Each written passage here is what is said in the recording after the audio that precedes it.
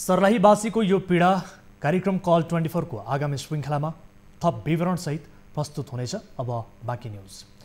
राष्ट्रिय गौरवको very Babai diversion बहुद्देशीय आयोजना अन्तर्गतको दोस्रो चरणको काम सुस्त बनेको छ।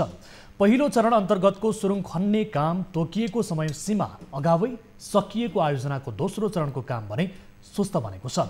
दोस्रो चरण अन्तर्गत हेडवर्क्स र पावर हाउसको काम 4 वर्षभित्र सक्ने लक्ष्य लिइएको आयोजनामा 2 वर्ष बितिसक्दा हालसम्मको प्रगति 30% मात्रै छ। एक रिपोर्ट। आर्थिक वर्ष 2068-69 बाट सुरु भएको यो आयोजना आर्थिक वर्ष 2076-77 भित्र सम्पन्न गर्ने लक्ष्य राखिएको थियो। तर यो समय सीमा भित्र पनि लक्ष्य पूरा नभएपछि 2079-80 मा सम्पन्न गर्ने गरी संशोधित लक्ष्य लिएको छ। तर हालसम्म भइरहेको कामको प्रगति अनुसार संशोधित समयमा पनि आयोजना सम्पन्न हुन सम्भव नदेखिएको आयोजनाका कर्मचारी बताउँछन्। एक अर्कामा यिनीहरू चाहिँ इन्टरलेटेड भए हुनाले एउटा पुरो सकेर मात्रै अर्को लागू गर्ने अथवा अर्को निर्माण गर्ने भन्ने अवस्था होइन। सिभिल हुँदाहुँदै सँगसँगै एचएमको पार्ट पनि हुन्छ र एचएम हुँदाहुँदै सँगसँगै फेरि हाम्रो एमको पार्ट पनि हुने हुनाले त्यसलाई छुट्टै अवधि त्यस्तो चाहिने भन्ने अवस्था नरहेको कारणले गर्दाखेरि हामी यो कुरामा विश्वस्त छौँ कि बाँकी रहेको 2 वर्ष र केही थोरै अवधिले नपुगेको हुनसक्ला त्यति बेला पनि, र त्यो अवधिभित्रै हामी सम्पन्न गर्ने लक्ष्यका साथ अगाडि बढिरहेको अवस्था हो। आर्थिक वर्ष 2077-78 सम्म आयोजनाको समग्र भौतिक प्रगति 48% र वित्तीय प्रगति 38.28% मात्रै भएको छ।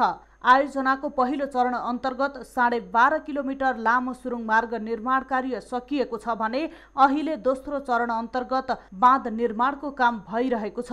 2080 सम्ममा निर्माण सम्पन्न गर्ने गरी चिनिया कम्पनी सहित रमण जेभीले जिम्मा लिएको छ। तर काम सम्पन्न गर्न अझै 3 वर्ष लाग्ने अनुमान गरिएको छ।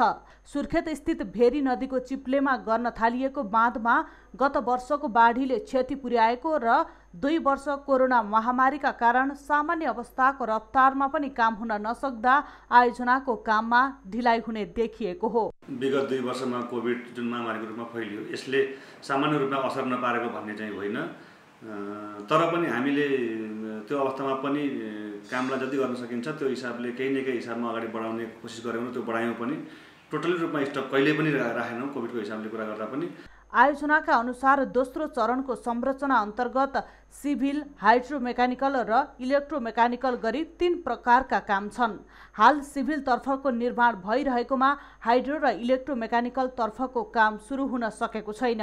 हाइड्रोमेकानिकल निर्माण अन्तर्गत गेट तथा पेनिस्टक पाइपका काम र इलेक्ट्रोमेकानिकल अन्तर्गत विद्युत उत्पादनका लागि आवश्यक इलेक्ट्रिकल संरचना निर्माण कार्य पर्दछ।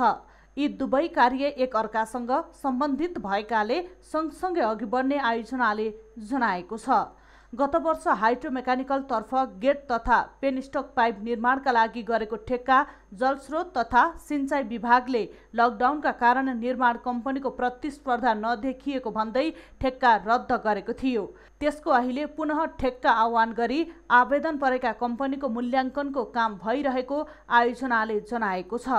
ठेक्का रद्द हुँदा समेत आयोजनाको काम पछाडि धकेलिएको हो। यस्तै इलेक्ट्रोमेकानिकल तर्फ विद्युत उत्पादनका लागि आवश्यक संरचना बनाउन अबको 1-2 महिनामै ठेक्का आह्वान गर्ने तयारी आयोजनाले गरेको छ। न्युज 24 टेलिभिजनका लागि सुर्खेतबाट टिभी जर्नलिस्ट गोविन्द खत्रीको रिपोर्ट।